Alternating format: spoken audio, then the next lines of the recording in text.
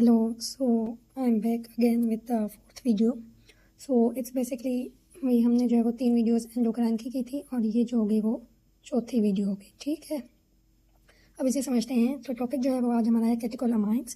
कैटेकोलामाइन्स हमने पढ़ा था कि किडनी के दो पोर्शंस होते हैं, एड्रिनल कॉर्टेक्स और एड्रिनल मेडुला। तो जो कैटेकोलामाइन्स हैं वो रिलीज होते हैं फ्रॉम द एड्रिनल मेडुला, और एड्रिनल मेडुला के कौन से सेल होते हैं? क्रोमेफिन सेल। तो 80% एपिनेफ्रिन होता है, 20% नॉर एपिनेफ्रिन जो है वो रिलीज होता है। याद रखिएगा एपिनेफ्रिन ज़्यादा होता है। एपिनेफ्रिन और नॉर एपिनेफ्रिन जो सिक्रेशन है उसे स्टिमुलेट कौन करता है? वो सिंपैथेटिक प्री गैंग्लियोनिक न्यूरॉन्स होते हैं ना।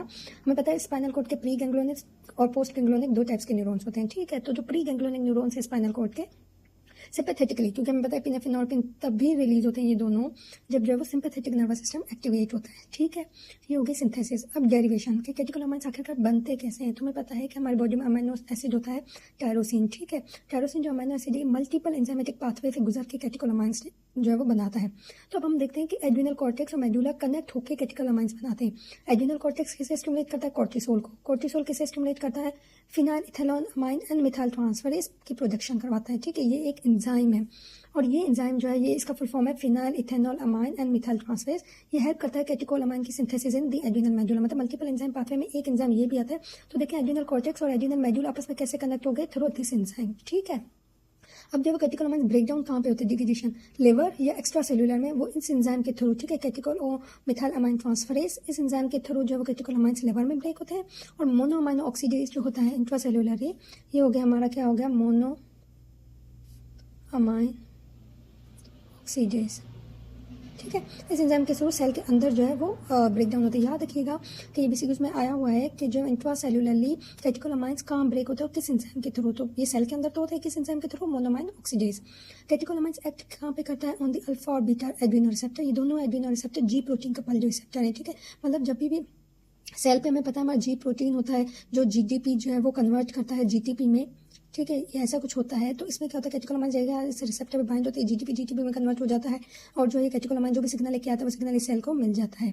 डिफरेंस क्या है एपिनेफ्रिन और एपिनेफ्रिन में? नॉर एपिनेफ्रिन हर रिसेप्टर पे जो है वो, मतलब ये है कि नॉर एपिनेफ्रिन अल्फा बीटा दोनों एड्रिनल रिसेप्टर पे एक्ट करता है, लेकिन एपिनेफ्रिन जो है अगर नॉर्मल लेवल है तो सब बीटा रिसेप्टर पे, हाई लेवल है तो बीटा और अल्फा पे। ये याद रखिए, ये बहुत इंपॉर्टेंट है कि हाई लेवल पे एपिनेफ्रिन कहाँ पे एक्ट करता है और लो लेवल पे। अब कहते हैं एड्रेनालिन के फंक्शंस, ये याद करना। कभी कभी बंदा एग्जाम की टेंशन में होता है तो भूल भी जाता है कि भाई क्या है। तो इसका सिंपल याद रखें एड्रेनालिन मतलब एपिनेफ्रिन, ठीक है। अब एपिनेफ्रिन के लिए सब याद रखें कि अगर आपके पीछे कोई कुत्ता लग जाए, ठीक है, अगर आपके पीछे कुत्ता लग जाता है, आप कहीं पे जा रहे हैं कुत्ता लग गया, तो आपकी क्या होगी? आपके दिल की धड़कन बढ़ जाएगी, दिल की धड़कन बढ़ जाएगी, फोर्स ऑफ कंट्रैक्शन बढ़ जाएगी, आपकी जो है आप बिल्कुल कंस्ट्रिक्ट हो जाएंगे, वेजो कंस्ट्रिक्शन हो जाएगी, स्किन की मुकोजा के दिल की धड़कन का बढ़ना, स्किन टाइट हो जाना, वेजो कंस्ट्रिक्शन हो जाना। आपके जाहिर बात है आप भाग रहे हैं, आपके जो मसल है वो वेजो डायलेट होंगे, आपके कार्डियक आउटपुट बढ़ेगा, बीपी बढ़ेगा उस कुत्ते को देखकर। तो ये कार्डियोवैस्कुलर फंक्शन है, ठीक है। अब जाहिर बात है कि अब वो जो है एपिनेफ्रिन वो क्या करेगा कि जल्दी जैसे हम भागेंगे हमें सांस ज़्यादा लेनी पड़ेगी, ब्रोंकोडायलेशन होगी, लंग्स ज़्यादा ओपन होंगे, वेंटिलेशन इंक्रीज हो जाएगी। क्योंकि आप खुद सोचिए ना कि जब आप एक कुत्ता जो है वो शैतानी है, मतलब ऐसे समझे एक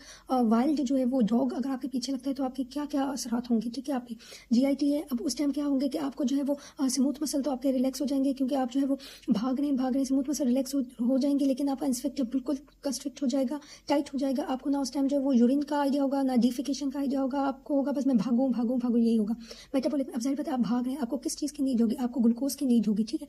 तो आप फौरन जो है वो इंसुलिन जो है वो कम हो जाएगा, ठीक है, क्योंकि आप ग्लूकोज चाहिए। उस टाइम आपके पसीने हो रहे होंगे, जाहिर बात है थर्मोजेनेसिस, बॉडी हीटअप हो जाएगी, जितना भी ग्लूकोज होगा वो ग्लाइकोलाइसिस होगी, मतलब जितना भी ग्लाइकोजन होगा वो ब्रेक होता जाएगा, ठीक है।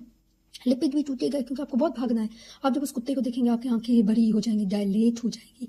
तो सिंपल एड्रेनालिन के फंक्शन को याद रखने के बस ऐसा लगे कि आपके पीछे कुत्ता लग गया है, तो आपको आइडिया हो जाएगा कि इसका जो है वो इफेक्ट क्या होता है ऑन अवर ह्यूमन बॉडी। क्योंकि अक्सर हम जब वो भूल जाते हैं मैंने कि बढ़े गई चीज़ या कम हो गई, रिलैक्स हो गई, कि कंस्ट्रिक्ट हो गई, आई डायलेट होगी, तो बस इसका एग्जाम्पल को याद रखें तो आपको याद हो जाएगा कि जो है कैटेकोलामाइन्स का एक्शन क्या है हमारी बॉडी पे, ठीक है। सो बेसिकली एक short video on the catecholamines, next video हम जो है वो जल्दी अपलोड कर देंगे। और इसको आप टू द पॉइंट एक एक चीज़ याद रखें तो आपके बेसिक ग्रिप पे आ जाएंगे। So thank you so much to all, have a very nice day.